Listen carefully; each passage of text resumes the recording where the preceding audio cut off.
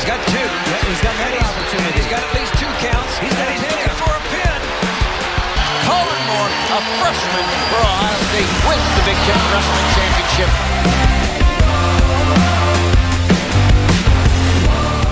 From Kollin Moore, he cuts it back. Nice shot. Looking for that sweep. Now looking for. All right, ladies and gentlemen, I have a special guest today. I've been a fan of his for a while, and I mean, there's many reasons to be a fan of him. He's an incredible wrestler, incredible human, and we're going to talk about some of his accomplishments, but I want to find out how he became the man that we know as Kollin Moore. Kollin Moore, welcome to the podcast. Thanks for having me, man. What's up, brother? You doing okay? Doing great. I'm in your neck of the woods. We're in Ohio. Yeah. So, speaking of Ohio, obviously, great wrestling state. Let's go back. From what I read about you, you're a native of Ohio, right? Yep, Northeast Ohio. Okay, so when you grew up, Northeast Ohio, what part again? Right by like Worcester, Akron area. Yeah. A little bit south of Cleveland. Right on. So I know a few people from up that way. I've been up there a few times. When you were growing up in that time, are you a multi-sport athlete? Are you a rambunctious kid? Who's Kollin Moore as a little kid? Yeah, I played, I think, every sport that there was to play growing up. So I originally started out in soccer. Soccer was like my main sport. All my siblings played it. It's a tough sport. That's a tough sport. A lot of people don't think that, but you're running and moving constantly. Yeah. That's a tough sport. So that's your first introduction to sports is soccer. Mm-hmm. Did you love it? Oh yeah, still do. Oh really? I miss it. Yeah. It's interesting. A lot of Americans aren't as big as soccer fans, but you're into it. Yes, I don't watch it as much as I used to. But we used to play soccer on like Fridays, my freshman year here at Ohio State. We would run down to the fields by the stadium and play team games. And 2 of the teams would play handball, and the other 2 teams would play soccer. Oh, wow. So I brought my cleats down. We had like 2 other players on my team, and we just swept everybody up. That's awesome. That's a good little drive. What, couple hours? What's that? From where your hometown down here? It's about an hour and a half. Okay. So not bad at all. So you got involved at what age at soccer? Probably, I don't know, as long as I can remember, like 6. Oh, so you're young. So I was in wrestling around the same time too. Okay. Kindergarten age, I would start wrestling and soccer. Then I got into t-ball. So you literally did it all. Yeah. Yeah. At that age, was there anyone you said soccer was kind of the first love. Mm-hmm.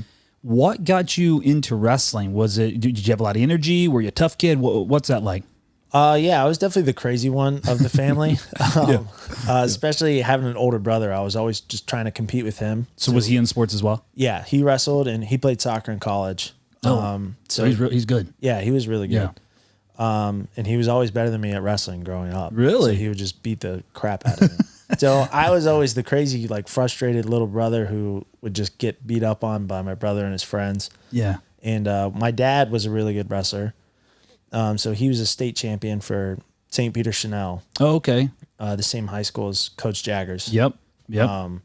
So he got us into wrestling at a young age, and it just kind of took off from there. That's awesome. So you said your brother was better and things like that. Did your brother wrestle all the way through? Is that your only sibling? Yeah, so he wrestled all the way through. Yep. Through high school. He definitely didn't like it as much as me. No, okay. He was a soccer guy. Yeah. For sure. Yeah.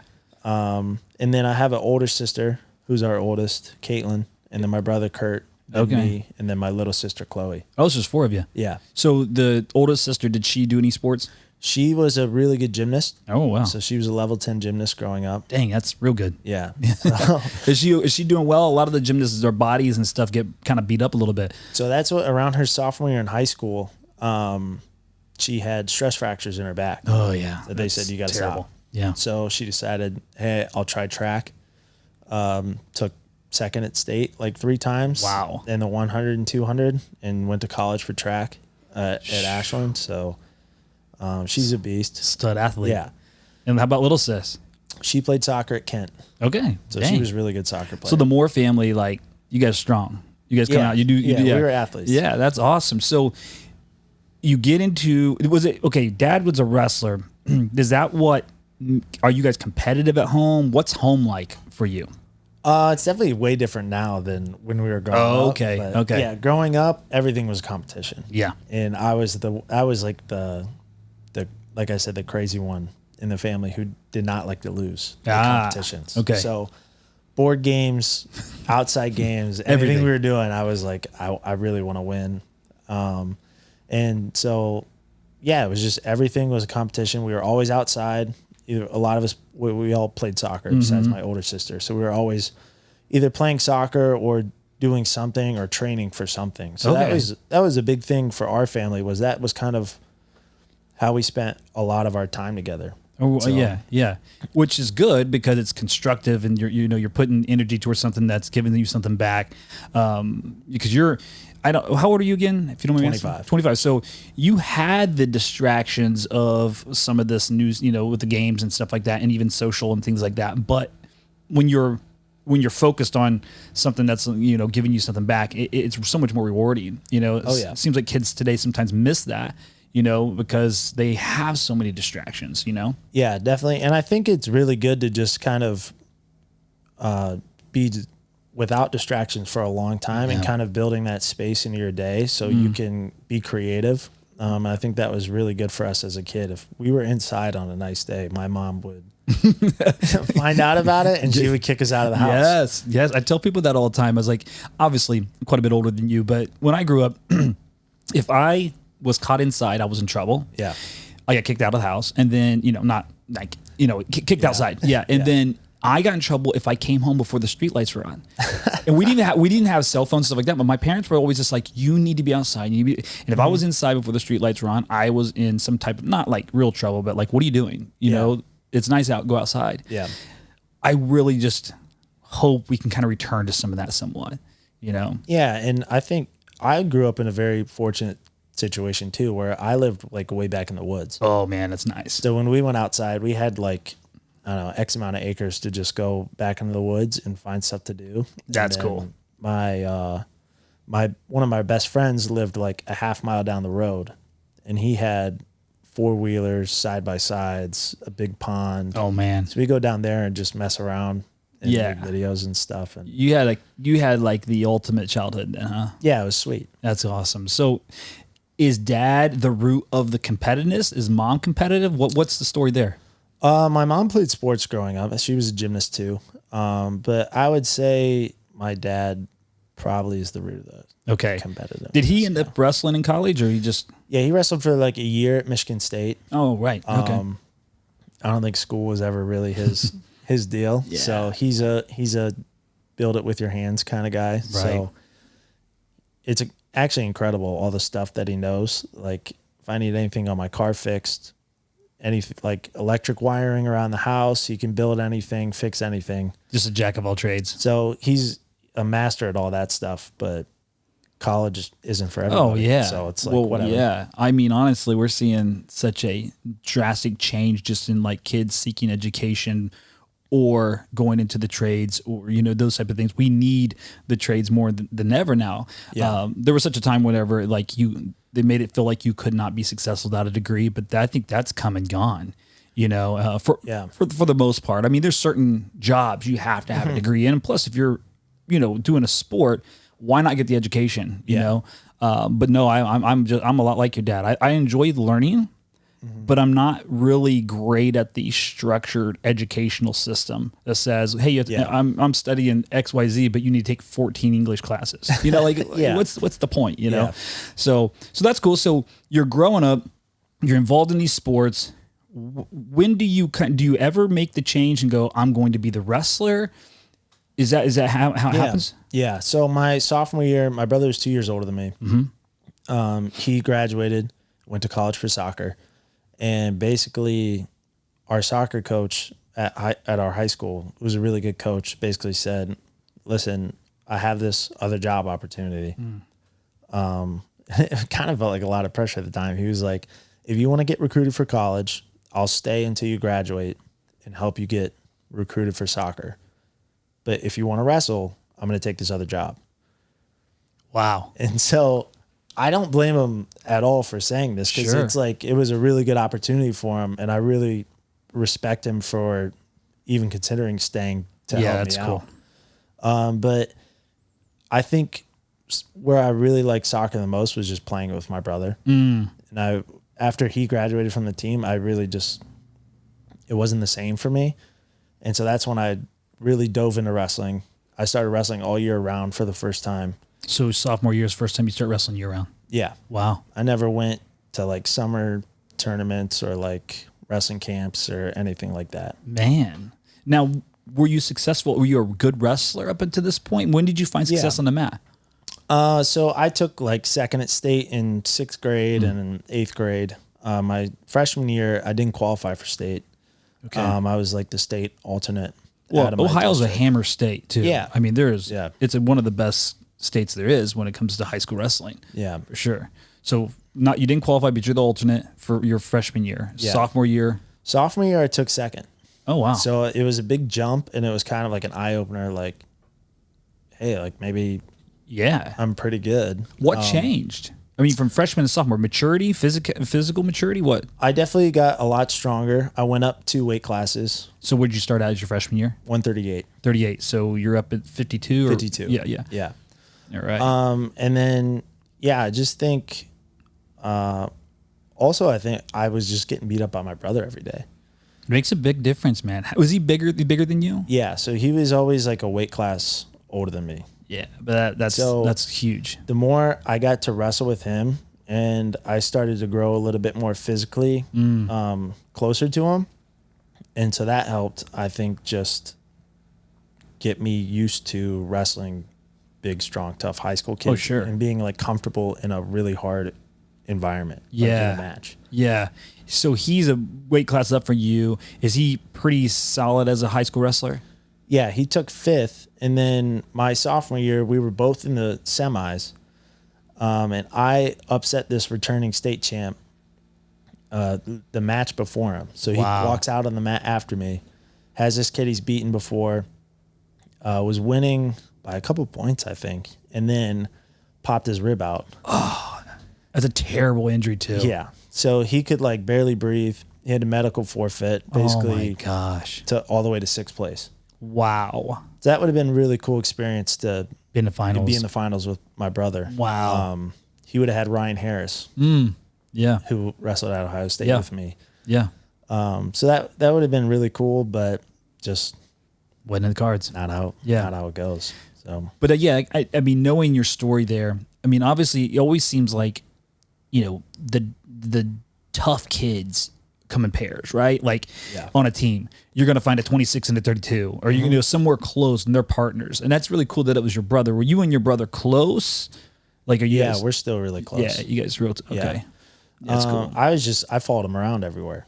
Really? Yeah. So I think all my like really good friends, or most of them, were kids in his grade. Okay. I just did whatever he did. That makes sense.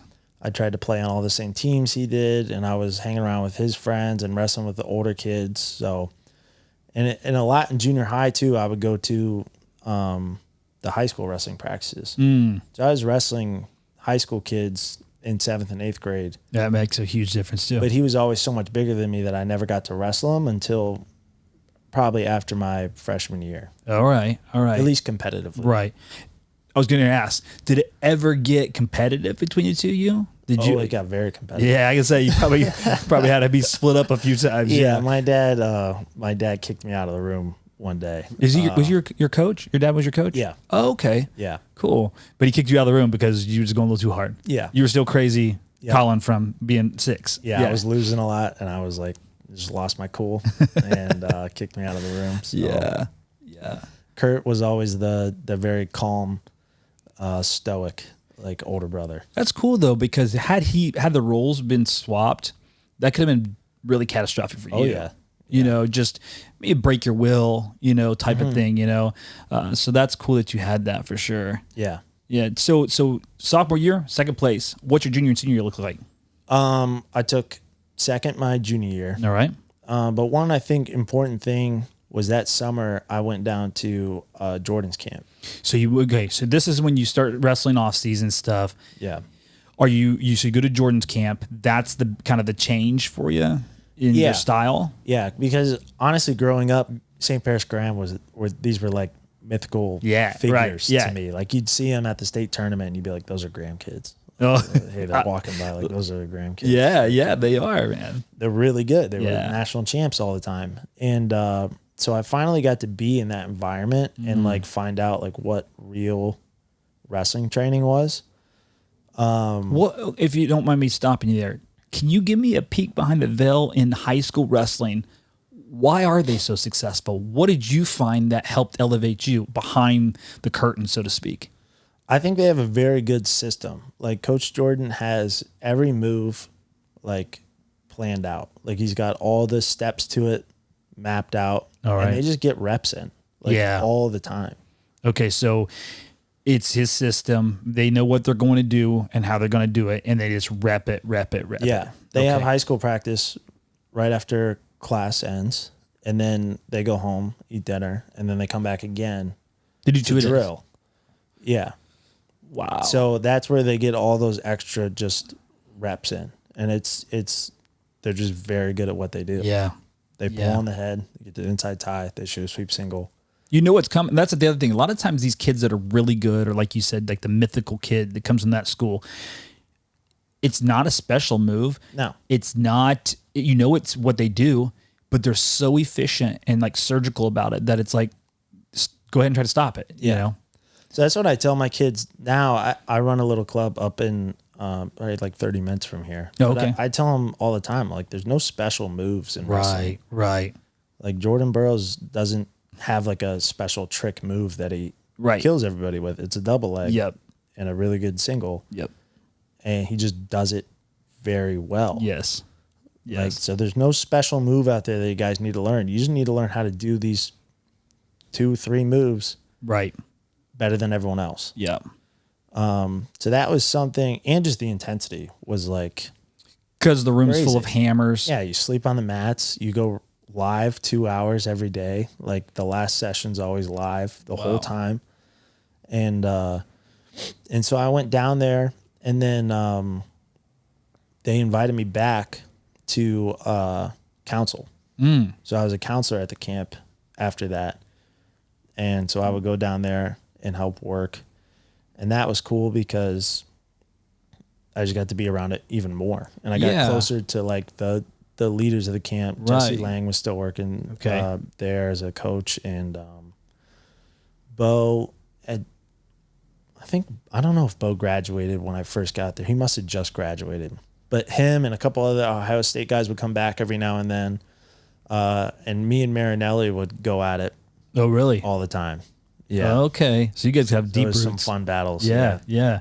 That's cool. So, and I think another thing that it always is interesting. I think self-belief's a huge thing in life, right? So, but having someone else believe in you and make you a counselor type thing, from a hammer school. Yeah. That had to do something for your psychology of like, hey, they believe in me. They see something in me. They tell me I belong here. Yeah. Was a part of that too as well? Absolutely. Yeah. And it was just really cool for me to finally get around people that I looked up to. Yeah. And thought they were like so far ahead of me and away from me. And now I'm either drilling with the kid or I'm wrestling live with them. Yeah, it's huge. Or I'm hanging out with them. Yeah. It's like such a different atmosphere and game changer for somebody to do that. Yeah. And it just, like you said, it gave me a lot of confidence. That's cool. So that's before your junior year? Yeah. So how's your junior year go? So I was, I think, undefeated until The finals? the finals. Wow. So I lost to Austin Reese, Okay. which he was ranked, I think, number 5 in the country at the time. Yeah, stud. At, what would have been 160. So you went 38, 52, 60. Yep. Okay. What's coming into your senior year? What's your weight class? 182. So you jumped 2 again. Yeah. Wow. I cut a lot of weight to 160, All right. and I was like, I'm done with that. Sure. Miserable. Yeah. I think, and I always kind of try to reiterate that with people like yourself that's a champion.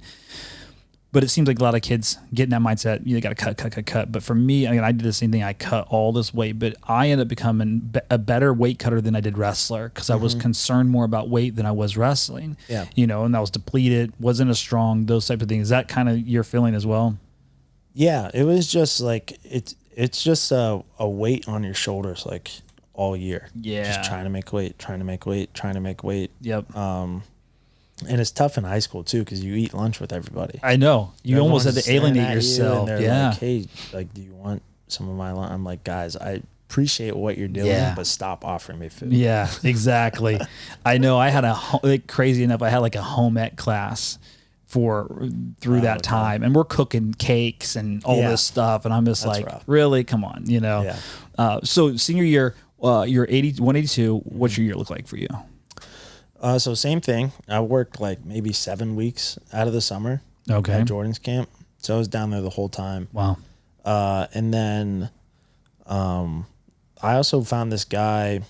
I was with him my junior year too, but he took a couple kids from my high school, and he had a sweet gym in his basement, and he was a strength coach. So we would go after school and practice to his house. We would lift in his basement really hard. Yeah. And we'd go upstairs. His wife would have dinner ready for us.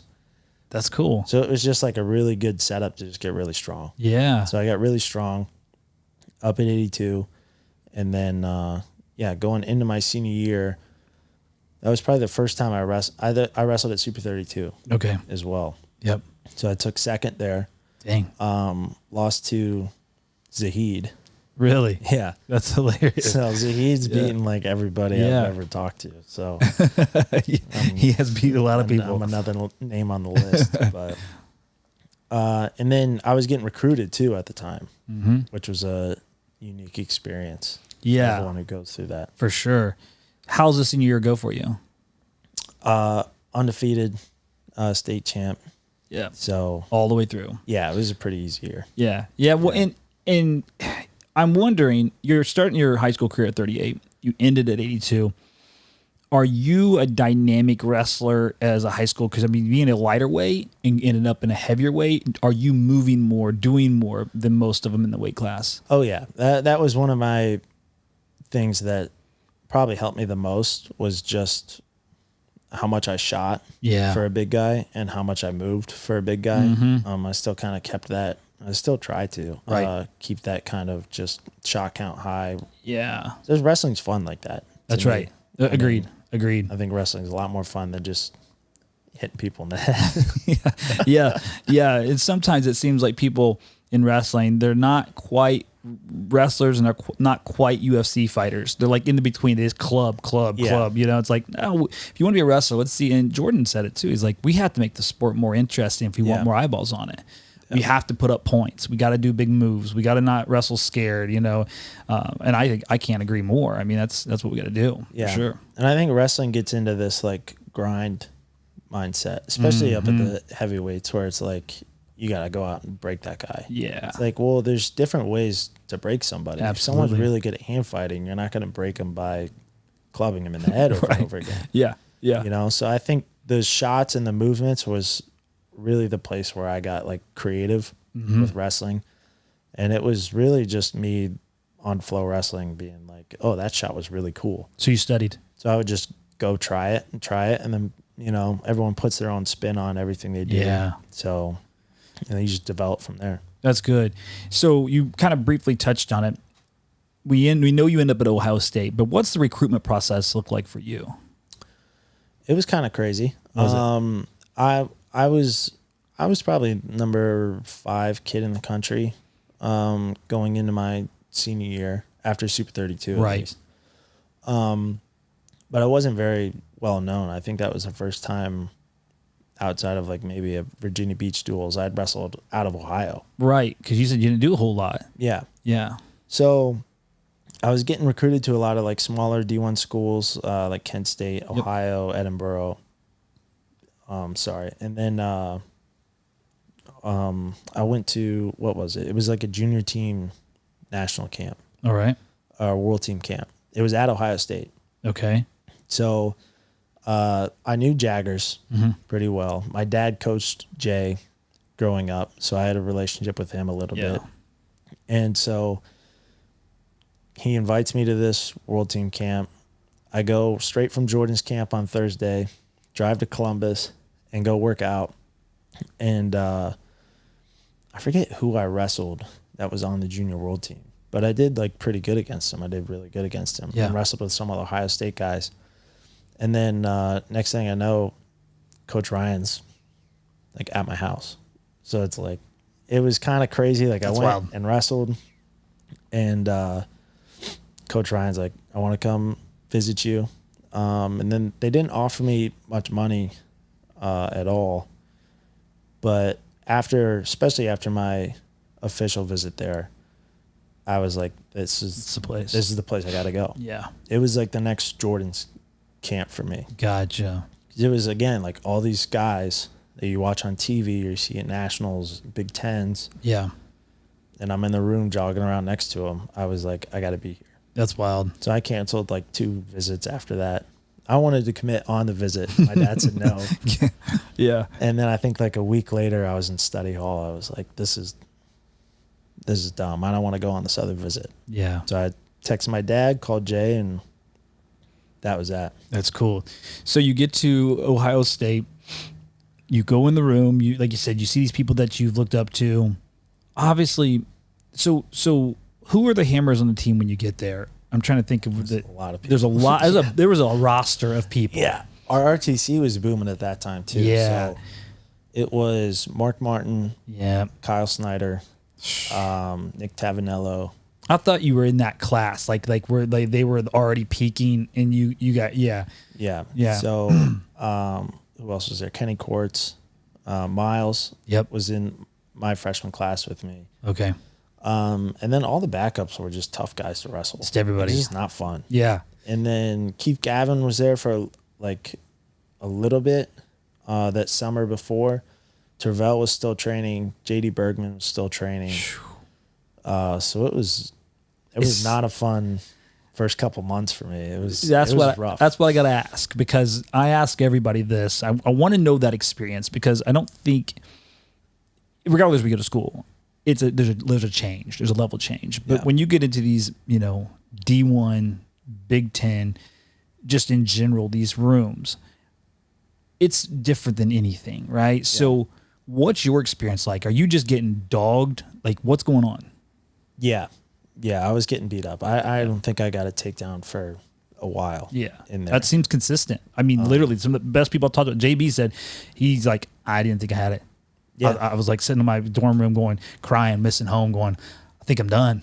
Yeah, that was about my point halfway through the redshirt season. Wow. Just because redshirt season's hard, man. It's tough. Because you're kind of by yourself a lot. The coaches, they can't pay for anything. Yeah. So you pay your way to the tournament, you pay for the tournament, pay for the hotel. They can't coach you at the tournament. It's crazy. So a lot of times they're at a duel in Nebraska or Wisconsin, and you're at the Edinburgh Open. Yeah. In their little pop-up dome. It's freezing cold. There's no coaches there. It's just you and a couple of your buddies coaching each other, and it's like, dang. That's rough. Yeah. So, yeah. But I think the big thing that helped me through that was like my dad always kind of left me with a good mindset going into things. Like he was like, I just remember him telling me this over and over again before I went to Ohio State. Like, you're going to get beat. You're going to get beat up, but you just got to keep going. You just got to keep trying. And so it wasn't for me like I thought I was super good and I went in and I was getting beat. Yeah. Like, what the heck? I went in expecting I was going to get beat up. I think that's probably big. I think if the kids that a lot of times that don't make it are the ones that think they're going to come out and just tear everybody up. Yeah. And then this kid's never been scored on like in their high school career. And then they go in a room and they're just getting hammered. Yeah. How do you that's the thing. How do you deal with that adversity? And I think you're saying your dad says you're going to get beat, expect to get beat, get better, stay in the fire. Yeah. And so what I didn't really figure out until maybe even after the season was over was like how to climb or like build off that. So the whole year was like, yep, I was expecting to get beat. I'm getting beat. Yeah. Like, but now what? when's it gonna get better? How did that work? I mean, you're probably gonna tell me, but like, dude, that's a dangerous place to be, because it's like, okay, I expected this, but now what? Yeah. So that's what I was saying. I was like, I'm not really improving that much. And so then after nationals was over for them, Coach Ryan asked me, well, he basically told me I was going to the junior nationals for freestyle. Yeah. And I never wrestled freestyle before. That was gonna be my question, because I know you now, but like, you've never done it until your freshman year in college. I had maybe rolled around once or twice at a summer practice. That's wild. But I didn't really understand it. Wild. And so, and I had trained freestyle a little bit that year with Kyle, but still getting him ready. But I had never wrestled freestyle in like a tournament or anything. He's like, "You're going." I was like, "Okay." So I went out there, took 7th place. Dang. So my first match, I wrestled this kid I had beat up in folk style. I go out there, I get crotch lifted like 10 times. You're like, "What's just happened?" I'm like, I don't know, man. Yeah. And then I beat my match to place. I think I won like 24-21 against Andrew Marston. That's a huge score. It's like a basketball score. Yeah. So Wow. Jay goes, whatever you do, don't go upper body with this guy. Like, don't let him into your body. Yeah. First thing. Body lock, throws me on my head out of bounds for 4, throws me again for 4. I'm down to 8-0. I'm like, I don't know what I'm doing. Ended up winning that one, took 7th. And then randomly out of nowhere, he was like, "Do you want to go to the World Team Trials?" He qualified for World Team Trials. Wow. And in my head, I was like, "Did you see what happened out there? Like, what are you talking about, dude? Like, this is stupid." Yeah. But there's a very unique feature about Coach Ryan that I just have a hard time saying no. You're not the only person him. that said that.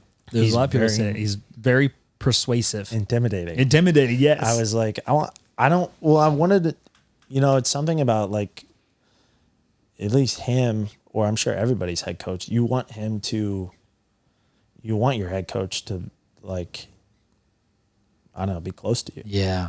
Like ask you about that stuff, like take an interest in you. So he asked me and I was just a freshman and I was like, all right. Yeah, sure. It was just me and him. And we flew down to Texas for just the two of you. I don't even know if it was 24 hours, but I would say that training time in between World Team Nationals and World Team Trials, again, was just another like big jump in my like outlook on wrestling and my technique. Okay. So a lot of the days was just me and Kyle and Lou Roselli, and we just come in and we do technique in the morning, you wrestle live in the afternoon. And that gave me a whole nother perspective on what it's going to take to jump levels. Okay. Like, again, how to drill, how to think about drilling, like how to problem. That was the first time I really learned like how to problem solve like in practice. Yeah. Yeah. So that was really cool. And so I went to World Team Trials and I won. So crazy. So I was like, well, okay, this is crazy. Like I'm on a world team. This is wild. I'm going to France First in a few year. months.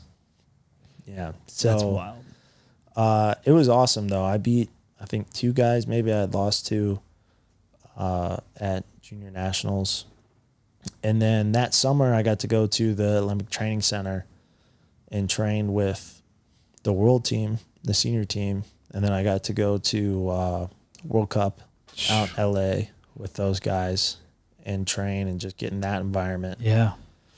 Which obviously helped Yeah. so much. Yeah. Like, Again, it's one of those like people seeing something in you, calling it out of you. yeah, You believe in yourself, and then basically like the prophecy unfolds in front of you. That's really cool. But it's such a short, time. Like it happened like that. That's crazy. yeah.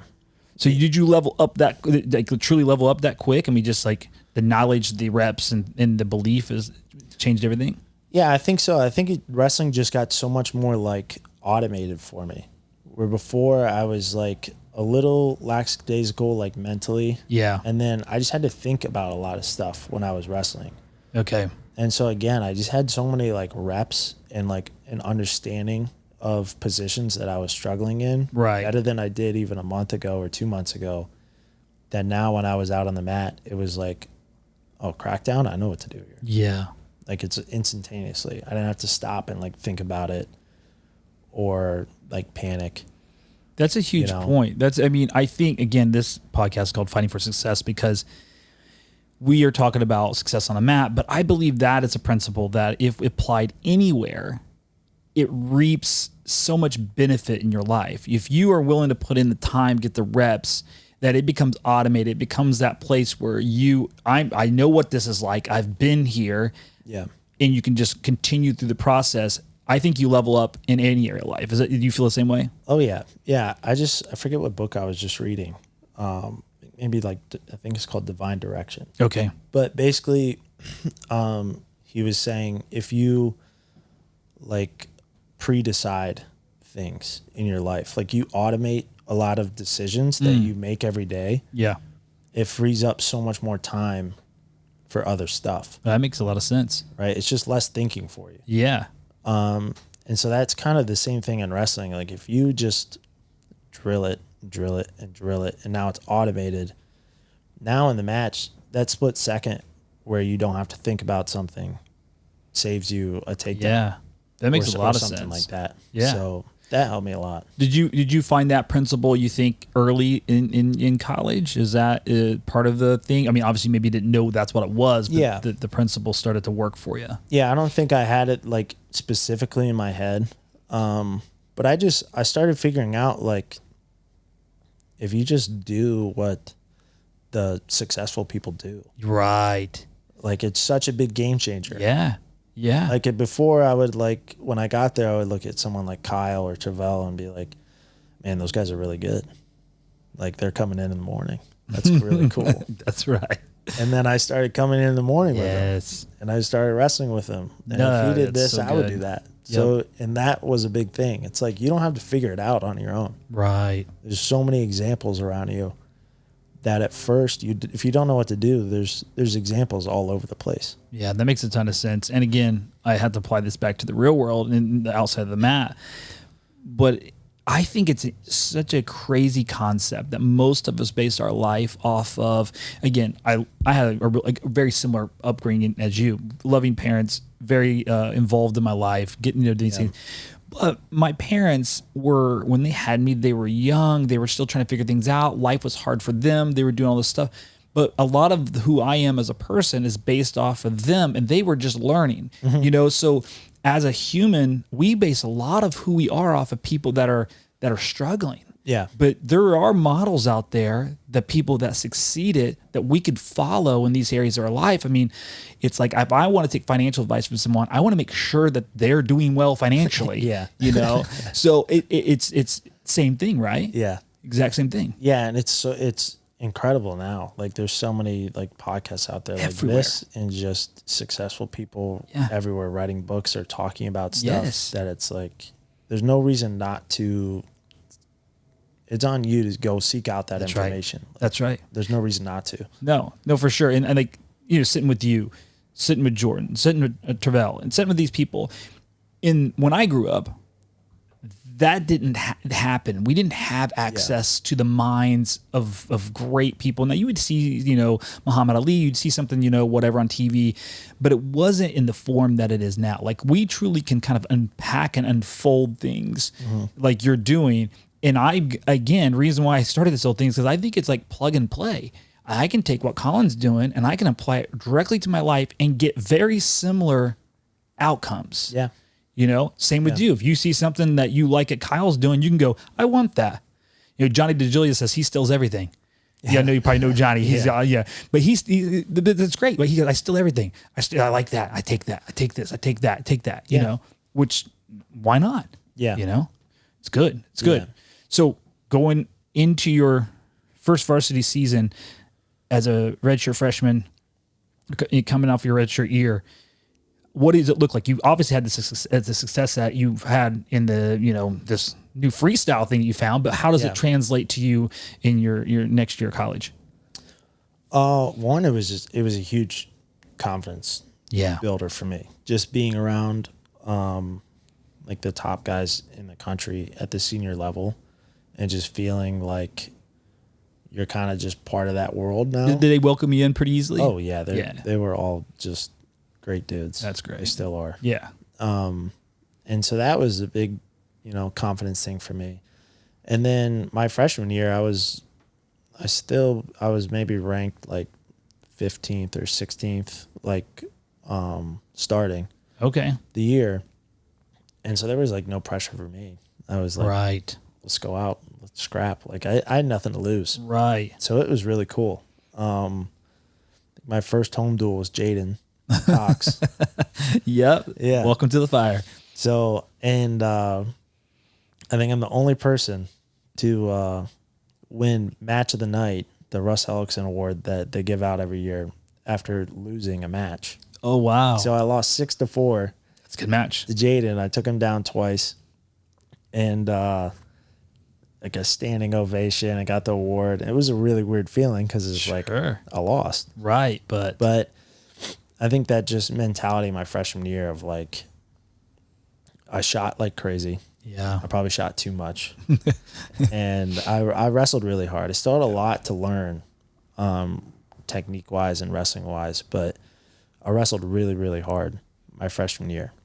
Yeah. And I think that was huge. Yeah. And I just had a better understanding of like I said, problem solving. Sure. So if something was happening in practice or a match, I had a much quicker response time, I guess, to go back into the room, fix it for the next match. That makes sense. That makes sense. For sure. Yeah. For sure. Your season, how do you end up that year? A 1 Big Tens. Yep. So that was really cool. I had lost to Farr twice before that.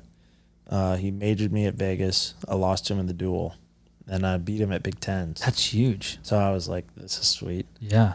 And then I took third at Nationals. So I lost to Farr in the semis. And then I pinned Haupt for third and fourth. That's a big year. So yeah, it was a great year. Yeah. And again, I just felt like no pressure out on the mat. Why? Like it was like, why do you think you didn't feel like you had pressure? I guess I was just like, I thought I was a freshman and I hadn't really done anything yet, like collegiately. Right. So it was like, if I don't do anything, no one's going to bat an eye. Right. It was like, I was just going to go out and wrestle. Do you manage stress pretty well in general? I did, and then I didn't. And now I'm Kind of back full circle. Yeah. Okay. So Okay, so you're at this point you're managing stress well. We're going to get into maybe when you didn't, because Yeah. I want to know that story too. Because everybody goes through those seasons, right? Mm-hmm. And maybe your story can help somebody kind of fast forward a little bit through that. So your freshman year, you go out, you get third, you have a great year. Do you wrestle a lot in the summer? What's the summer look like for you? yeah. So I made another junior world team. So again, training all summer out at the training center. I took third at Junior Worlds. Wow. Or bronze. Yeah. Third. Yeah. Same. Yeah. But so that was really cool. We won as a team that year. That's cool. That was a crazy lineup. The Junior World team. Was it? Who, I'm trying to remember who was on that team. It was Malik Heinzelman, Yeah. McKee, Fix, Gable, me, Zahid, Mark Hall, Golly. and Ryan Deacon. Yeah, that's That was a sweet team. that's hammers. Yeah. Yeah. And then going into my sophomore year, I was ranked first in the country. Wow. So now does the pressure come? Yeah. Okay. And it did not go well. Okay. So, yeah, I mean, we had that really awesome team, Yep. and Penn State had an awesome team. So the whole year was just a huge buildup. Right. To like that duel in nationals and Big Tens. And my body was kind of starting to like get beat up a little bit. And I just found myself like consumed about like not losing. and like keeping the number one ranking thing. I'd never been in the limelight like this much before. Like Right. Flow Wrestling's talking about me a lot. Like a lot of people are talking about me. I'm number one in the country. Like, and instead of wrestling like I did the first year, I was like, man, I hope I don't lose to this guy. Yeah. Like, that'd be embarrassing. Wow, that's different, isn't it? So, and not only like physically, by the end of the year, I was emotionally drained. Just carrying all that, you think? Yeah. Yeah. And so I lost against Penn State to Kassar. We lost that duel. So that was tough. And then I lost to Machiavello in the NC State duel. Won Big Tens. And then I got upset in the quarters at Nationals. Who was that to? Kyle Connell. Okay. Yep. Yep. And so I lost to him again for third and fourth. Wow. And But I it's, think- it's not the first time you've seen him, though, right? You wrestled. No, that was the first time I wrestled so him. it was the first time. So Yeah. you didn't know him at all. No.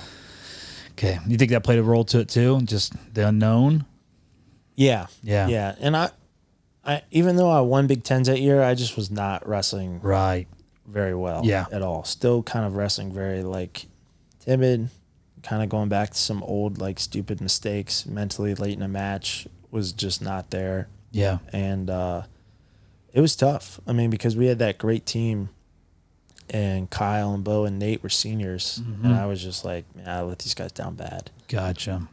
And so that was kind of like, I don't know, I always call it like my breaking point in college wrestling, where I kind of had to go back to the drawing board and like reevaluate, I don't know, my self-worth, I guess. Yeah. So- Is that what it felt like? Wrestling is a unique sport that whenever you have failure in wrestling, it makes you question, and we've talked about this with a lot of guys and girls, that it makes you question things that other sports don't. In the sense, like, as a man, as a woman, like, who am I? You know? Is that how it was for you? Yeah, absolutely. I mean, I would go on Twitter after I won and would be like, oh, everyone's like hyped me up. Like, this is sweet. It's like, great. It Yeah. was a good match, Yeah. man. Awesome. Like a cloud 9 Yeah.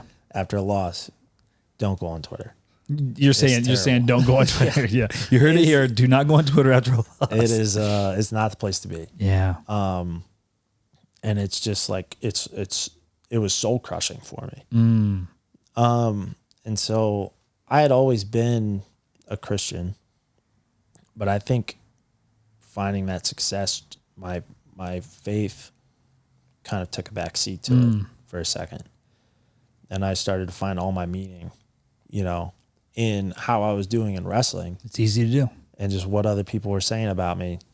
And so I took a long time and just kind of like reevaluated my priorities Sure. and kind of, I don't want to say came back to Christ and God. I don't think no one ever really leaves, Right. but just started to put all my faith in Jesus Yeah. in that basket again. Yeah. And it's such a weight, off your shoulders Sure. when you do that. Sure. Absolutely. And I want to get to your faith here in just a few, because I think that is a major thing. And obviously it's the main thing in identity, right? But Yeah. we lose our identity in these other things like sports or relationships or business or whatever may be the case. But when you're going through this time, is this the first adversity you've really faced in life, or did you have other adversities? Honestly, not really. Really? I mean, not to this extent. I'd lost in the state finals a couple times, but it didn't really bother me that much. Right. This was the first time where I was like real low. Yeah. I really had a hard life, really. Yeah. Thankfully. But yet there's something to be said to that too, because here you are, what are you, 19, 20 years old? Yeah, I was probably 19. Yeah, so but it's the first like real on your own adversity. Yeah. If you can remember, if you can recall those feelings, and you probably can, because it seems like the negative things we can recall so much easier than we can the positive. Yeah. Even in psychological terms, we know that to be true. But what were you feeling? What were the questions that, if you can remember the questions that came up inside you, what were the feelings? Because I know there's other people I talk to them all the time, and they're struggling with these things. I'd love to hear it from your perspective. Like, what were those lies that were being spoken to you that you were starting to believe? Yeah, I think the biggest thing for me, again, was just like really putting value in how other people thought of me. I put a lot of stake in that. And not even just fans and like random people on Twitter. I was starting to put just a lot of pressure from like my teammates on me. And it wasn't their fault. It wasn't them doing it. It was me. Like, I don't want to let those guys down. Right. Like, I want them to think that I'm a really good wrestler and help for the team. Like, I don't want the coaches to be mad at me. Yeah. And so I was just putting all this like stress on my life from other people. Like, I don't know. Just caring really what they thought of me. Right. And as a wrestler, and I think that seeped into like me, like kind of like as a person. So that leads me to my next question. Did it bleed through? Did you see that in your personality? Were you becoming a different, like, it seems to me like when I talk to people like this, they become more angry, or they feel that pressure. So in some sense, they become more judgmental of other people, even though they're the ones feeling judged. Does that happen to you? Yeah, I was always the hothead in the room. So you were always getting pulled apart. And yeah. But this, I think it just made me more like detached socially too. Like, were you pretty social prior to this? Yeah. I mean, I'm a kind of a goofball outside of the mat. Right. And I think that's where I really started to notice it. Like, when I would lose, I would just be like, just a totally different person. Like, the thoughts going through your head are just like, just real negative. Yeah. Like, and I think start of it, like, kind of joking around, like, oh, I'm a freaking loser. Like, I suck. Yeah. What am I doing? Yeah. And I think I started to realize the importance of like how you talk to yourself a little bit. Ask, how much do you think self-talk is important? Is it pretty important? Definitely. Yeah. And I think there's like a point to it where like if you have a strong faith and like sense of like who you are, like calling yourself stupid every now and then is not gonna like throw you in a spiral. But if you're all over the place and you're constantly hearing in your head like, I suck, or that was stupid, or like, what are you doing? It's just that's what's happening. Yeah. It's like, you suck. Yeah. But that's tough. But and you said that that you kind of all this started snowballing to one. What brought you out of it? I think just talking about it for the first time with somebody. That's good. So just talking to my coaches a lot about it, and Tervel and Tom have really strong faiths. Yeah. And just kind of realizing how far I had gotten from Jesus Christ as my identity. Yeah. Isn't it wild how one little event, and then self-talk, and then these other things kind of lead us. We look back and like, oh my gosh, I thought it was 1 inch, and now I'm way off. It usually for a lot of us, it's not a massive catastrophic thing. It's these small decisions over and over again. It's these small thoughts and this new belief in our, or lack of belief in ourselves, that we become these different people in a short period of time. Yeah. Yeah. And I actually found this quote in my study Bible the other day. I think it was just kind of like a perfect encapsulation of what happened. I can't remember it absolutely, but it was something like, God won't let a man succeed until he's broken him to a point where he doesn't need to succeed. That's good. And I think that was the biggest thing for me, was I desperately wanted to be that national champion and number one guy in the country so much. That's all it was about for me. Yeah. And it's like, that's not the point. The point of any of this. Yeah. Well, do you think because of the team being so good and because of your, newfound fame and in the wrestling world, do you think that that's why it was like you went from wrestling to wrestling being the identity, wrestling being everything? Like, is that was that the build up to it? I mean, because you seem like a pretty grounded person, saying your faith is always there. I'm just curious, what do you think kind of like allowed you to kind of slip? Was it just the pressure you put on yourself? Yeah, I think it was just a whole new environment for me too. I was never big in the wrestling scene growing up, and now I'm starting to slowly get into it, and now it's like, boom. You're there. Number one in the country, like It's a lot. Number one team in the country, and that's all everyone's talking about. You and Penn State, Ohio State and Penn State. And so I think it was just a totally new environment for me and situation, and I just didn't handle it well at all. Well, you're young. You're figuring it out for the first time. Yeah. And again, I'm glad that people like you and myself had great childhoods, but in some sense, it's like that adversity, it stings and hurts for the first, when you have to deal with it on your own for the first time in a different way. Yeah. Almost kind of feel like, well, I wish I would have had a little harder thing over here, so I've been a little more prepared for it. But it seems like to me like you had strong people in your life that spoke into your life that got you in the right direction. Yeah.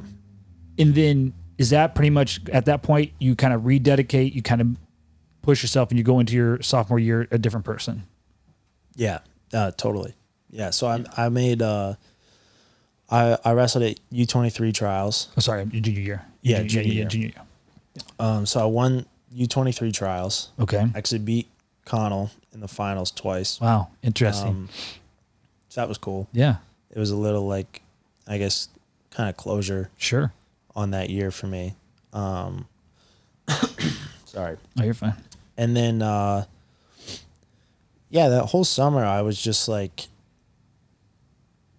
I was just making sure I spent so much more time with God so that I didn't allow myself to drift away again. Right. And that was a huge thing for me. Which is kind of interesting because it goes back to the point of the St. Ed's type mentality, reps, automation. Yeah. You were putting in the reps in the right direction now. And you're kind of, you're like, okay, I'm back to who I am because it's familiar. I know what I'm doing. Yeah. And I just wanted to point that out. It's like, that's the way you found your way to success in wrestling. That's the way you found your way to success in, in your faith. Yeah. A lot of people in their faith want to like kind of just base it upon it. I am a Christian versus this is what I do. This is who this is every day, And it's a lot of work. It is. It is. Like it's time out of your day. And I'm still trying to figure out like how to just keep building little parts in my day when I can. Yeah. But it was great for me. Yeah. And, I think how you said like it seeped into like the wrestling room or other parts of my life. Like I would get super mad if like a younger guy would take me down in the wrestling room that year. Sure. Like it would get my head bad. Yeah. So I had to get back to that mentality too of like, doesn't matter. Like just go shoot. Yeah. Try and if you get a takedown, you're going to get up and you're going to shoot again. Yeah. Yeah. Like just not caring really about the look of anything or, how people are going to perceive it. Sure. Or it's like, you just have to keep wrestling. Yeah. I guess I ask you a question here. How much is having an expectation on yourself, how much is that healthy and what's the balance there? Like, cause I knew you said you're the hothead, you're the guy in the competitive in the room, but also that's also what sucked the life out of you. Where do you think the balance is?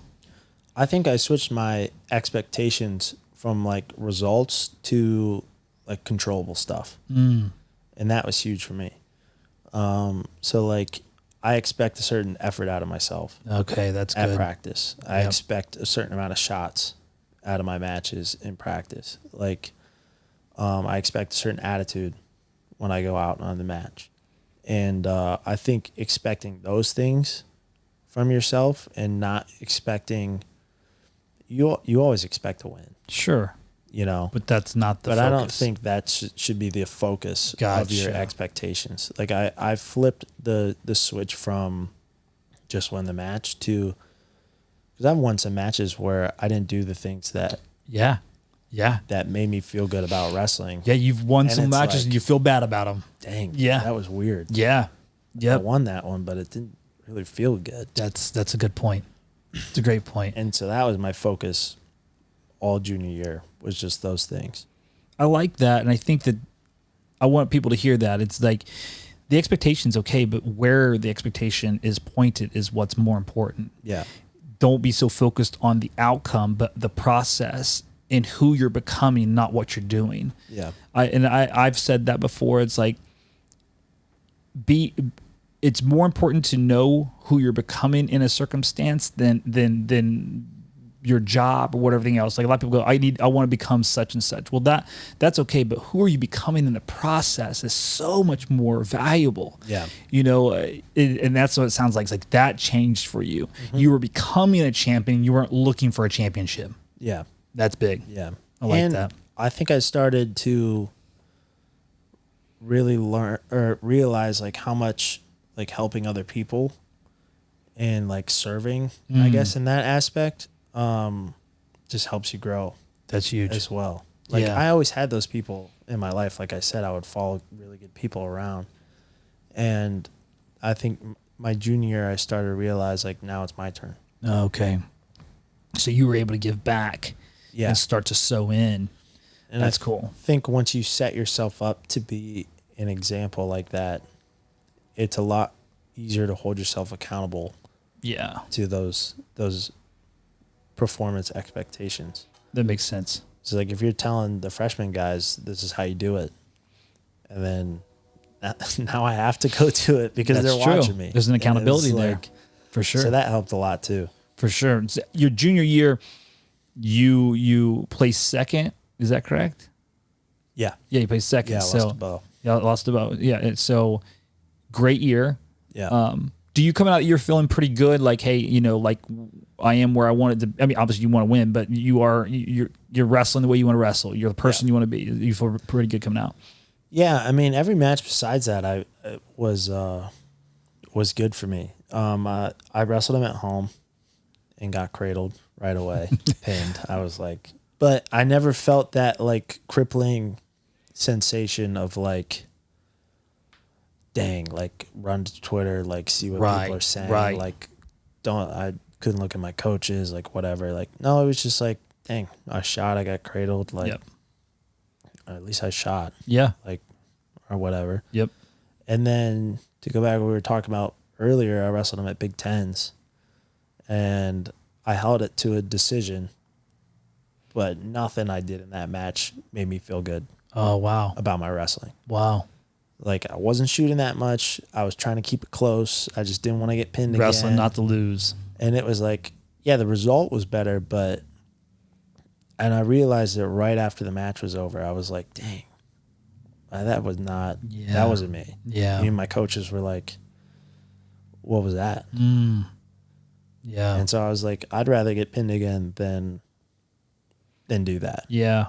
And then the finals just felt really good, really free. I mean, it just played out how it did. But yeah. But you wrestled the way you wanted to wrestle. there was no like bad emotions after that finals. That's good. I was obviously, bummed out. I wanted to win, of course. but it was like, yeah, it was a good year. Yeah. Now, how's the freestyle looking after that year? I did not wrestle U23s that year. I tried to kind of dip my feet into the senior circuit. Oh, okay. At 92 kilos. Yeah. Yeah, it's just a whole nother beast. It's like, dang, dude. Yeah. So I went to the Open. I took 5th. Yeah, it's still good. And then, I mean, it was a good tournament. I lost to Zilmer, I think, maybe in the semis. And then Dudley. I lost to Dudley. I tried an inside trip and just planted myself right on my back. So it's like the big joke in the room is whenever we talk about inside trip, Jagger goes, Kollin, do you want to show it? come out and show this one? I'm like, whatever, dude. Yeah. And then I went to the trials, and I started this trend in my freestyle career where I would be up by like 6 or 7 points and then lose the match to Hayden Zilmer. Oh my gosh. Yeah, that's crazy. So that was rough. Yeah. I might have taken like 4th or 5th at the trials too. I think it was Bo and Jaden in the finals that year. Right. But still, it was like, wow, it's whatever. It's senior year, like senior level. Right. Obviously thought I was going to do better, but and then U23s, I just didn't really have an interest in going again. Yeah, you already been there, done that a Yeah. few times. So, going your senior year, you're the man. Are you ranked 1 in the beginning of that year? Yeah. I figured so. So, Yeah. you perfect season, cap it off, national champion. What's that like? Well, it got canceled. Oh, that's right. I do remember that. You were that year, Yep. but you're the national champion. Yeah. So, That's right. That made me so mad that year because it's like we're there. yeah, 7 days. How does that? Let's talk about that because that's right. It's that 2020 season. 7 days out. Yep. You're ranked 1, undefeated, win the Big Tens. What happens? What are we thinking? Man, that was just, I remember like the build up to it. So I think maybe basketball had canceled Yeah. or something like that. Yeah. But they were like They after were us. right. They So it had was like, they had some time. whatever. Yeah. Like, we're going to have it. Like, they might not let fans come, but we're going to have it. Right. Like, nobody knew what COVID was at the time. I was like, dude, we're going to have it. Like, Yeah. whatever. And then in the middle of practice, I mean, I'm practicing. I mean, we're doing like technique for the guy I would have in like the quarters or something like that. And I saw Coach Ralph come down, our recruiting coordinator, and he's never down in the room. Oh no. So I was like, well, this isn't good. And then Tom called everybody in, and I knew they had axed it. So, and it was just so heavy. Because like you said, you try and focus on controllables and stuff. Right. And that's all wrestling is just doing stuff that you can control. Yeah. And just this huge thing that you have no control over comes in and just ends it. I was like, man. So I just went outside into the arena, called my parents, and then they were like, you got 3 days to get all your stuff out. Crazy. You won't have access to the building. So you go from #1 nation, undefeated. I mean, this is the year. Into, hey, 3 days, you got to be out of here. Yeah. I mean, is it a punch in the gut? Like, you just came into, obviously, this new understanding of who you are. How do you deal with that? I think I handled it pretty well. Again, I don't remember. I was obviously bummed out. It was pretty sad, but I surprisingly to myself was just like very positive about it. It's good. Because I think I knew I'd done everything I set out to do that season. Sure. Like I had wrestled how I wanted to. You wrestled everybody, basically every match. Yeah. Like no regrets that season. No like low points or anything like that. 1 Big Tens. And so in my mind, I'm like, I knew I was going to win. Whatever. Right. Yeah. Like people can say what they want. But yeah, you didn't get to go to the tournament, but you knew you performed, you knew who you were. Yeah. That's good. That's real good that you had that perspective because I have talked to a few guys and man, it was like they had their like identity moment at that point where they were like, who am I? Yeah. I think I was talking to McFadden and he had a big issue during that time. Like, what am I going to do? Yeah. And it really kind of wreaked havoc in his life because it was like, this is supposed to be it, and now it's not. Now what I do now, Yeah. Was did you already have a plan post college to what to do, like what you're going to do? So that was another big thing that helped. I knew I was going to wrestle after college. That's good. So it's not like, boom, your career's over. Yeah. It's like, I was like, okay, well, I'll just train for the next thing. Yeah. Yeah. You're just know? the So next things up. it wasn't anything like that, or I mean, I signed with Ohio RTC right away. Was there a no-brainer on that? Was there any conversation? No. This is what it was. Yeah, Tervel was still there at the time. Logan was there. My family's an hour and a half away. I love the coaches. Sure. We got this beautiful new facility. Beautiful, yeah. Like Miles was there, Desi was there. It was there's no place that I'd rather go. So. Yeah, it's cool. That's cool. So now you're moving. I mean, there was a little bit of a weird time there. Like, you guys weren't really allowed to do much of anything. It just, when do you get back involved? When, are you still wrestling during that time? Or are you trying to find a mat? I mean, yeah. I mean, I would try and find a mat every now and then.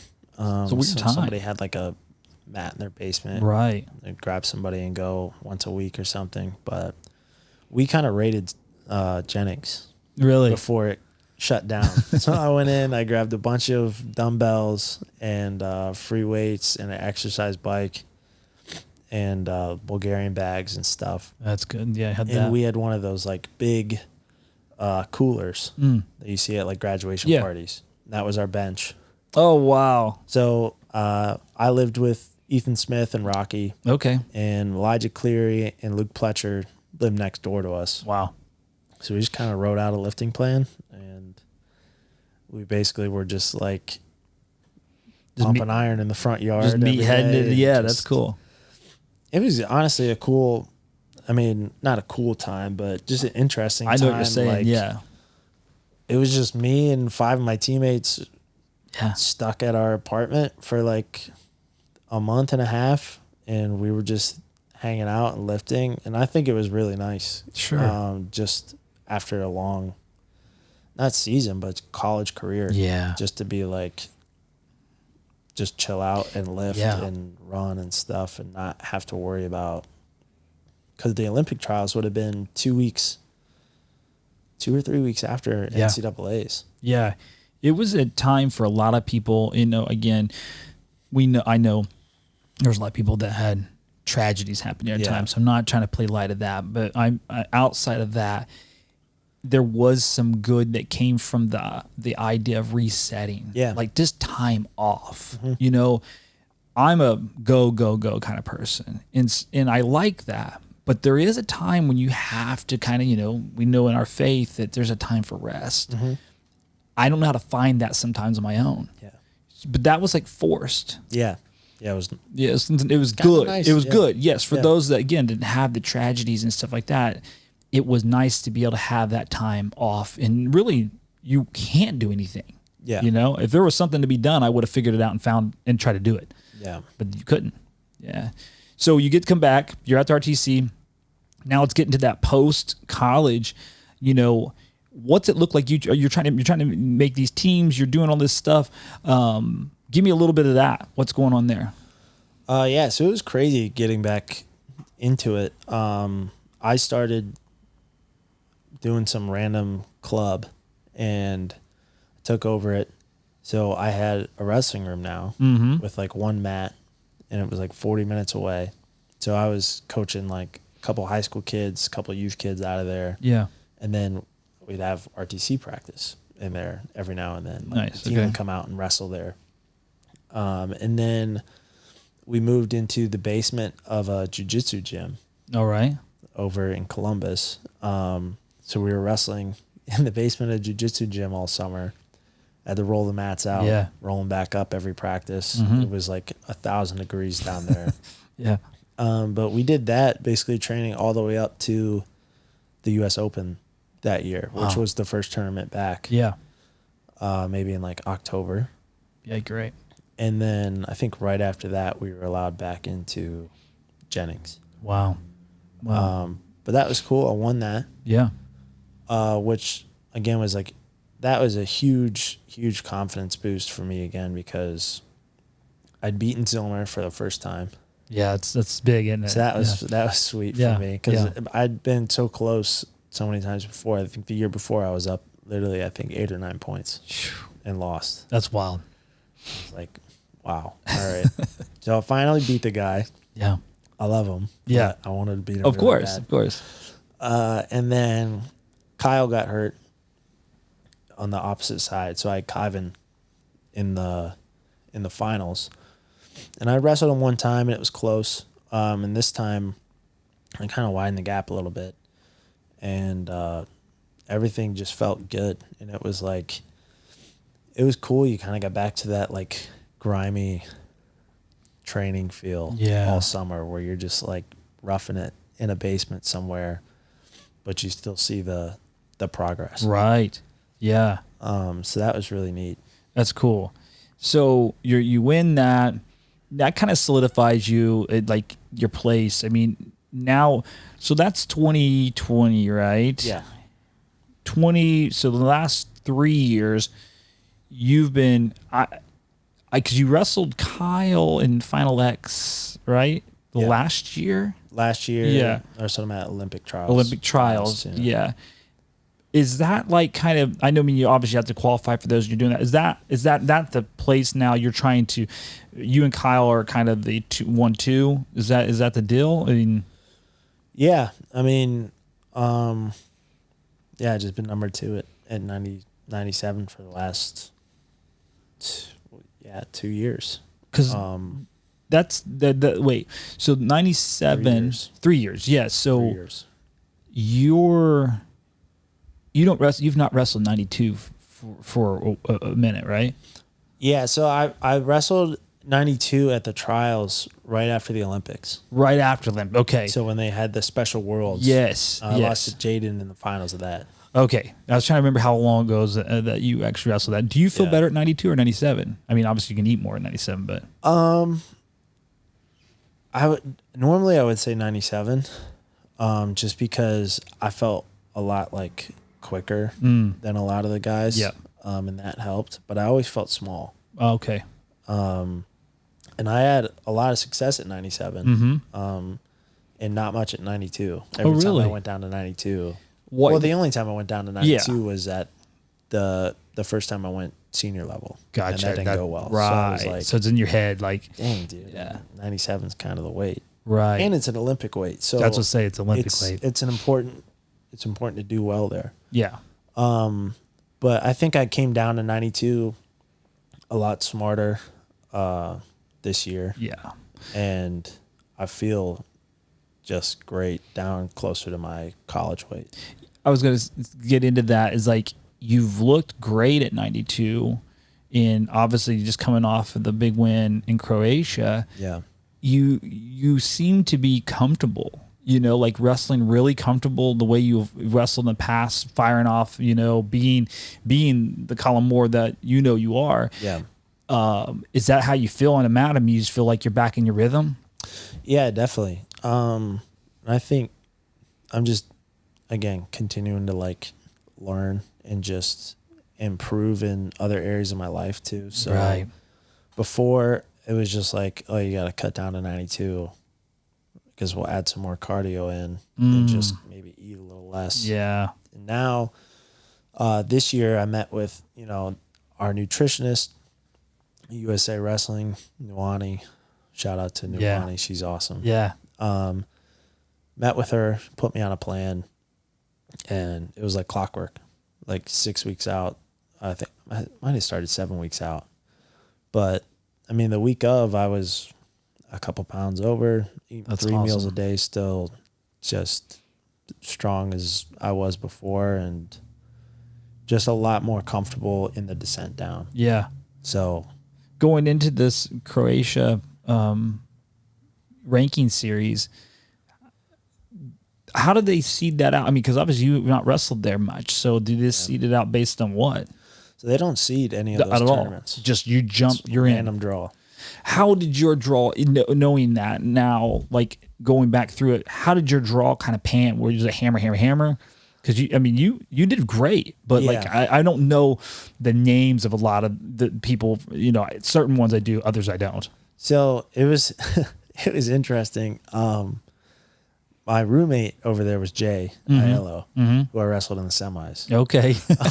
So hilarious. we're both 92 kilos. Yeah. I thought they were going to draw after the first day of competition. Right. Like the day before ours. Right. and all the draws came out that night. So I'm just kind of scrolling through Twitter during the meeting, and I see someone post the brackets, and I'm like, oh, okay, geez. And I look, and I have Nurmagomedov, which is first round. tough. So it was a bronze medalist last year. Yep. And then Jay is on my side of the bracket too. Yep. So I'm like, dang. Can't catch a break. You can't. It's always exciting wrestling the good guys, but you didn't ever want to wrestle like an American. Overseas. That's what I hear, though. That's why I even asked this, because it seems like the Americans know they're going to get the hard draw, and they know they're going to wrestle each other. Yeah. Okay. So, and me and Jay are really close. We're buddies. So it's like, dang, this kind of sucks. Yeah. But yeah, it was awesome. I went out there. I felt really good first match. Yeah. Tweaked my knee pretty bad. Did you say? I wonder. I kind of saw you kind of a little bit, and I was like, but you have a good poker face. Yeah. But that's what I didn't want to stop the match. Yeah. I was like, this guy's kind of tired. Like, just if Keep I going. stop, it's gonna hurt more. Yep. I'm just like kind of the Navy SEAL attitude we always talk about. Like, are you all right? Yep. That's right. Good. Good. Like, good. Yeah. Yeah. Yep, all right. Let's Yep, go. That's Like, good. Yeah. So yeah, tweaked my knee and then wrestled Jay right after that. It was quick turnaround. Yeah, and he wrestled really good. Yeah. It was stressful. It was a very stressful match. You guys are familiar with each other too. Yeah, we've scrapped a lot in the room. Yeah. And it was down to the wire on that one. Yeah. So, and then in the finals, it was like, dang, my knee hurts. Can't really warm up that much. Really don't want to. Yeah. Anyways, just got to go and do it. Yeah. And luckily, I've found a pretty good process to just kind of clear my head before I go out there. And really didn't think about my knee at all. Just when I was out there. Just went on and did work. Yeah. You look great, man. Congratulations on that. Thank It's you. so cool. Did you get a chance to look around over there at all? Did you explore a little bit? Yeah. Yeah. Yeah. Jay's like an old lady. Yeah. He goes on walks all the time. Like, he's always walking. Okay. So I was his roommate, so he drugged me with him Okay. all the time. Yeah. Which I'm glad he did, because Sure. it was a beautiful city. Yeah, it looked like it from the photos and Yeah. things like that I saw. It looked really cool. I got the opportunity to go to Serbia last year. Yeah. And it was just so cool. I mean, like, a lot of their roads are older than our country. You know, it's just crazy to see stuff like that.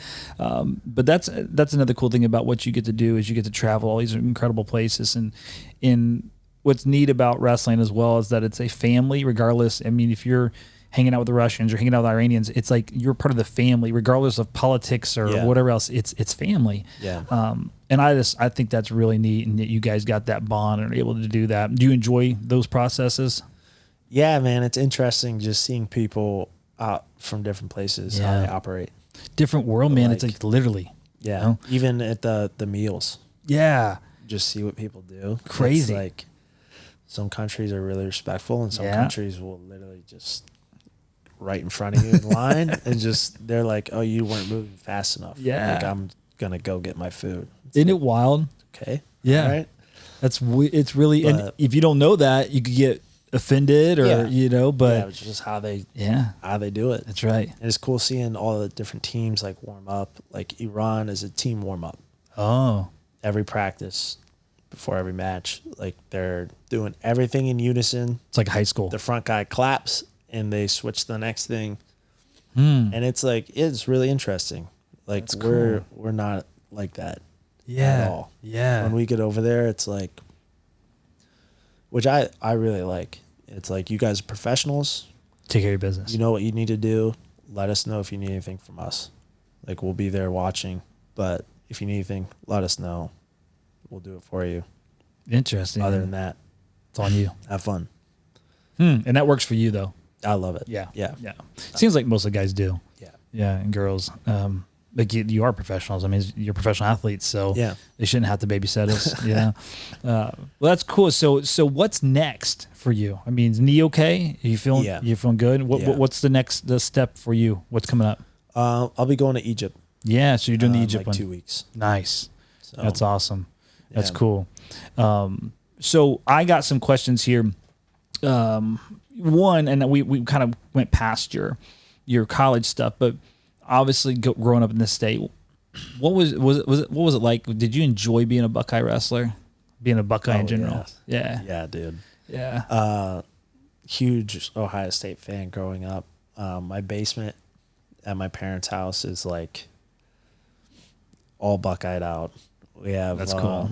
The walls are red, white, or scarlet. Yeah, but you ever watch that? Scarlet, white, and gray. You know, Buckeye football pictures up everywhere. Yeah. Yeah, just the opportunity to go to Ohio State was like a dream. I never thought I was going to be there. Wow. That's cool. And so it's always been my school. So thankful I got to just represent it. For sure. And just be a big part of it. Yeah. And still be a part of it. It's awesome, man. Yeah. I mean, it's cool. Just knowing too that everyone you grew up with too is like an Ohio State fan. Yeah. Yeah. This is I got to go there. Loyal state too. Yeah. Yeah. So you plan to stay? I mean, it might be a personal question, but you plan to stay there? Because I mean, I've heard your name in other circles, not from you doing stuff, but people like you. People would like to have you part of their program. You make the room better. Yeah. Is there any thought of you possibly? And again, it would never be against Ohio State. It wouldn't be like you're leaving them. It's just that opportunities are different at different places. Is that on the thought or? No, definitely not until after the Olympics. Okay. That's where I'm going to really evaluate, you know, if I'm going to keep training or I'm going to try and go coach somewhere, or if I'm just going to get out of wrestling. Sure. But for right now, I'm all in right here with Ohio RTC. Good. To the Olympics. Good. That's cool. I mean, like I said, it's nobody ever. It's just people love you and love what you do, and you bring a lot to a room. You know. Thank you. So, speaking of that, obviously you probably have a pretty good connection with your coaches. What's you like Tom a lot? What's that like, Tom, and all of the guys there? Yeah, Tom's like I don't know. He's like the crazy scientist behind it all. I guess the head coaching job of college wrestling is so much harder than people think it is. Sure. There's so much that goes into it with not only recruiting, fundraising is a huge part of what they do, and just they're the people that brings other special people into the program. Yeah. Like the right donors are really important. Right. He brought this guy in, Chet Scott, who does leadership and mindset training with us. That's been a huge part of our success. So I don't know how he does it. The guy moves like 1,000,000 miles an hour.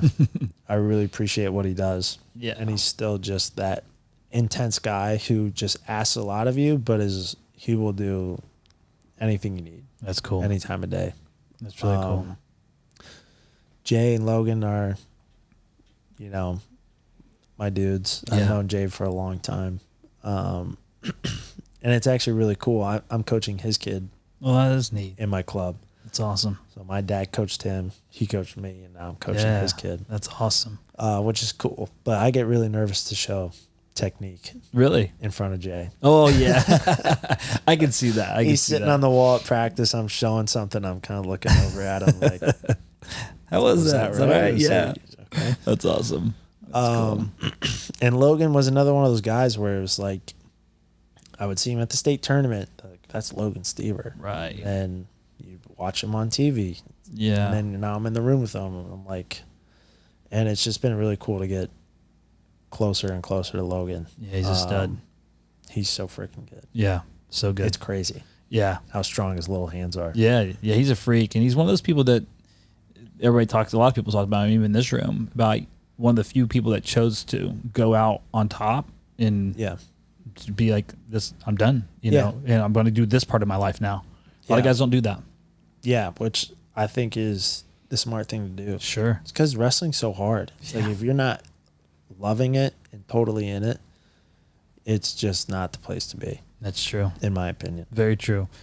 So speaking of that, what made you stick to wrestling? What are some of the things that kept you involved in wrestling? Some of the principles and things that maybe allowed you to continue on this path for whatever you said, from 6 to 25 now. Yeah. I think the two biggest things was the self autonomy of it. You could progress as fast as you could. Yeah. I guess if that makes sense. Yeah. It's on you. You didn't have to wait for, the other defender to be really good to have success in the sport. Right. It was like, I'm going to progress as fast as I can. And then two, just the creativity of it all mixed in with the structure of it was just really cool to me. That makes sense. It's a very structured sport. Well, I guess you have to have structure to succeed in the sport, not just in practice, but in your life. Yeah. Which was been the most helpful thing for me. But just mixing the creativity of shot selection and how you move and hand fight. It's just like a never ending puzzle. Sure. Yeah, that's good. I like It's that. really cool. Yeah, I mean, I like that, and that's some of the things I love about the sport as well, and kept me all these years. If you're talking to some kids and younger kids, what would you tell them to do to find success in this sport? Yeah, I think what I would just go back to what I said earlier, like find someone a little bit older than you, maybe a little bit better than you, and just tag along. That's good. And just, I think the biggest thing you can do in wrestling and really in life is just be super curious. I like that. Like be really, really curious. Just always trying to find an edge. Yeah. Like you said, Johnny, I steal this. Like, if you think something's really cool, like find out as much as you can about it. That's good. That's real good. I like that. What makes you tough? What makes me tough? I don't know. I think that's a good question. Because not everybody's able to do what you do. Yeah. I think I have a really strong like why or like purpose, I guess. Like I have a reason why I'm doing this stuff. Yeah. I think that's a big thing is like when stuff gets hard for people, when you find the guys that quit, they just don't really want to be there. Right. Like I really want to do what I'm doing. That's huge. And, I have a purpose while I'm here. Yeah. It makes a lot of sense. Define the why. The greater you define that why, the harder it is to break you away from that thing. Yeah. I like that. That's good. Yeah. That's real good. So wrestling's taught us all so much. What would you say are 3 of the principles that wrestling has given you that you've applied or been able to apply or continue to apply to your life on a regular basis? I would say humility. Big. Is a huge one. That's been obviously helpful for me. Yeah. I've learned it the easy way and the hard way. And it mirrors our faith too. Like God calls you to be humble. That's right. And wrestling is constantly humbling. Yeah. I would say another one is discipline. I know it's another like cliche phrase, but for me, like discipline is like the ultimate way to freedom. Yeah. I think the more you're disciplined, and like I said, the more you like, I guess, automate your life through discipline, just the easier it gets. That's and smart. the more time you have to grow. That's good. If you're constantly, making up for bad decisions or just thinking about what decision to make, you don't have that much time to think about the next thing. Right. And discipline allows you to kind of open up your life to grow. That's good. For me. That's real good. And then the last one. You don't have to be 3 either. Yeah, I just, two are really good. I mean, those are really good ones. And I think that obviously those two are great pillars to life, if in any aspect of life. I always say 2 to 3, because typically some people, they have like this, big list, but most of it kind of boils down to just, 2 or 3 that really are the foundation of what we do. Yeah. So I like that. I guess if I had to say a third, it just popped in my head, but just hard work. Like, there's so much value in that. People don't realize how much work stuff takes to be really good at something. That's so true. Like, because again, it seems we can get confused because now we have all this information to like books and podcasts, and we hear people who have success and we just see them as the successful person. Mm-hmm. They weren't doing the podcast when they were, that's right, starting or going through it. Yeah. And it's like a lot of people don't realize how much work it takes to add that discipline in your life. Yeah, that's huge. And just to grow. Yeah. I'm glad you brought that one up, because that's a very valid point. We all just see the mountaintop that people are standing on. We forget the valleys they've crossed through to get there. Yeah, for sure. If we're talking about your faith a little bit before, but what does your faith mean to you, and what would you say to someone else out there that maybe is either doesn't have the faith that you have or is new to it? How would you guide them to a closer relationship that you've talked about when you were your own? Yeah, I think the biggest thing for me is that, like my sophomore year or like COVID, there's so much stuff that can just like change like drastically, like without really you having anything to do with it. Yeah. And I think Jesus is the one thing in my life that I know is never going to change. That's good. And that's just been such a comforting just feeling and thought in my life that it's always going to be the same. Yeah. Like he's always going to love you. He's always there. And there's just so much like truth and wisdom in the way that he calls you to live. Yeah, that's good. And it just makes a messy life turn into like an unmessy life. I don't know how else to say it. True. But just lays it out for you. He gave an example in Jesus, and it's constant. That's good. Which I think is the biggest thing for me, that consistency of it. Yeah, I think that's huge. It's like in a world of such uncertainty. Yeah. Our faith gives us a certainty that surpasses all understanding. Mm-hmm. And I don't know what it is exactly, but there's so much just confidence and peace found in that. Yeah. Like you said, there's all these things that are daily that are happening to us, but when you can have a constant, it changes your inner pace, the inner being. Yeah. And I that's what I love what you're saying there. That's so true. And I would say the same to people out there listening. It's like, man, don't get caught up in the facade of the world. Find that consistency of faith, and it'll change you. Yeah, for sure. And I think, going back to that why and purpose, like he also gives us just the ultimate purpose too. I think a lot of people, when they feel lost and just confused or not fulfilled in life, they just don't know what their purpose is. Yeah. Yeah. And so I would encourage anybody to just really like think about what their godly purpose is in life, and like write it down. Yeah, I like that. Kind of bouncing off of that, and I was going to get a few closing questions here, but who do you want to be known as? If I was to ask people that know you, and we were having little conversations and taking little video snippets of people that know you, what would you want those words to be? I would say a friend, a friend, or a mentor, just a reliable person that was just there for him.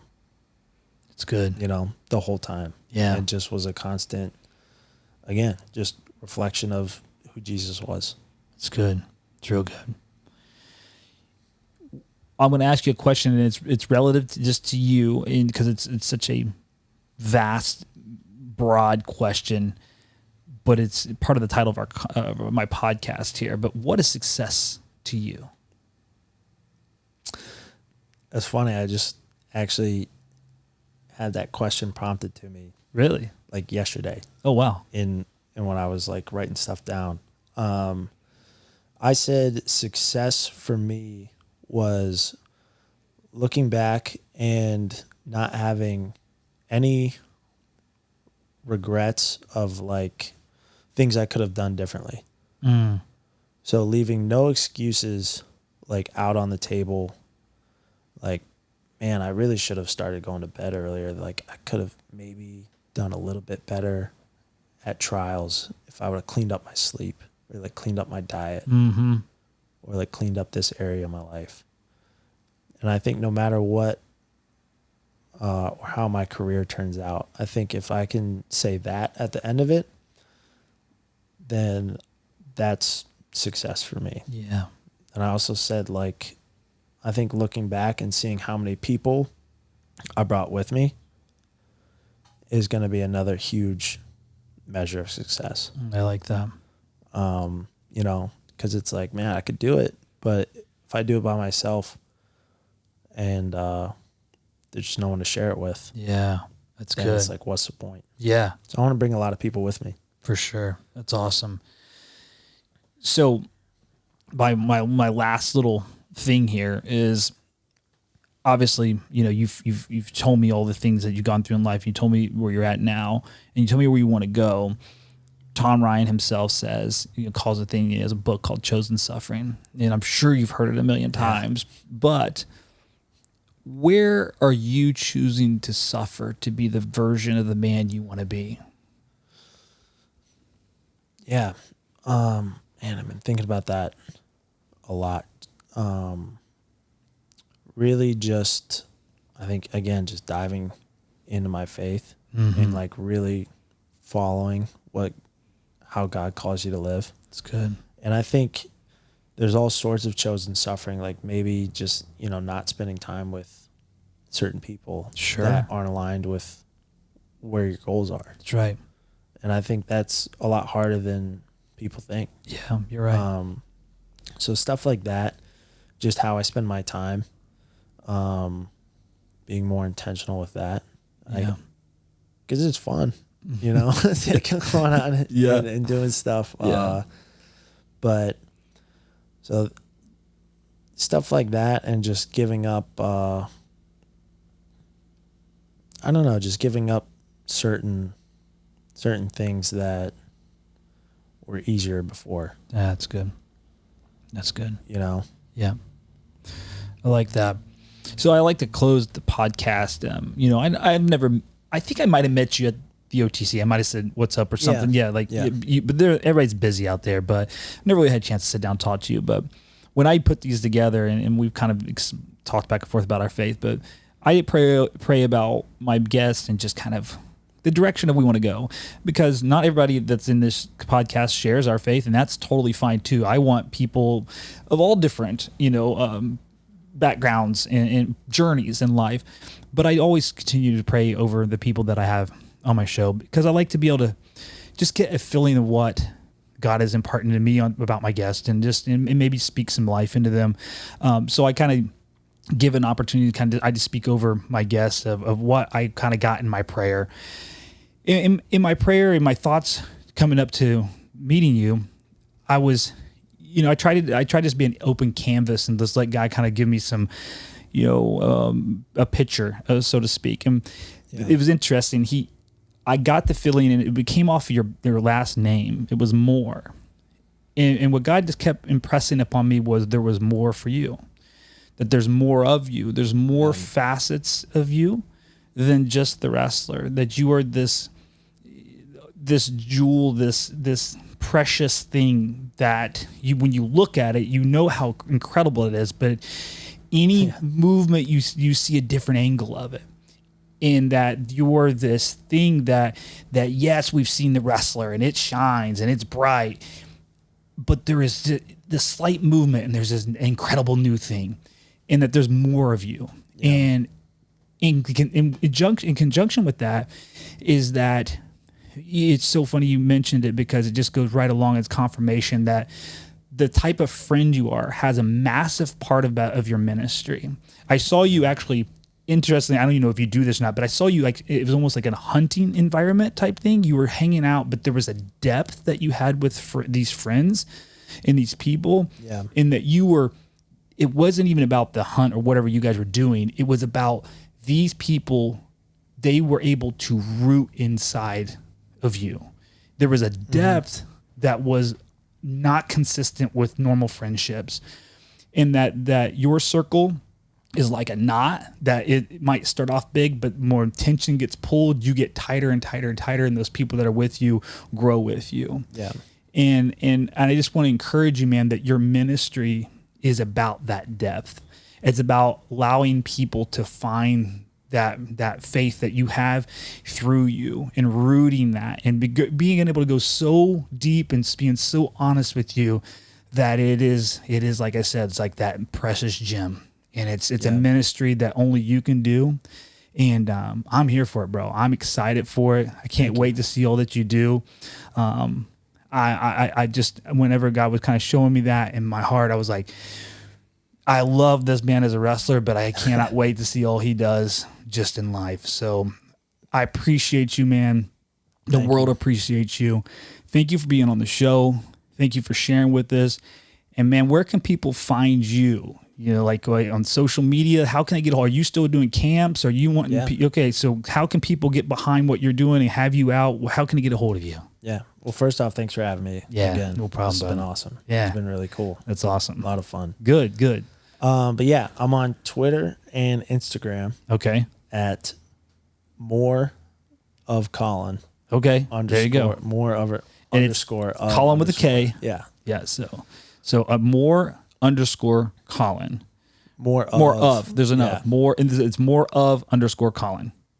So, Right? I'll spell it. So more. Yeah. It's tricky. More underscore of underscore Kollin. 2 underscores. Yeah. Gotcha. Okay. Yeah. I follow you on all that stuff, but I was trying to think in my head how I see it. But Yeah. yes, there's 2 underscores there. And so they can reach out to you there if they're interested in bringing you into a camp or coming, having you over for something. Yeah. That's awesome. So definitely coaches out there, hit this man up. Not only is he going to be a great technician for your kids, he's a great person to be around. And I cannot think of a greater influence for your kids to have in their life, and you as coaches as well. So reach out to him, brother. Please let me know, or anybody. We are part of your team, your camp. So let us know how we can help you. And all we say at the end of this thing is keep fighting for success, brother. Thank you so much, man. Appreciate you, man. Yep.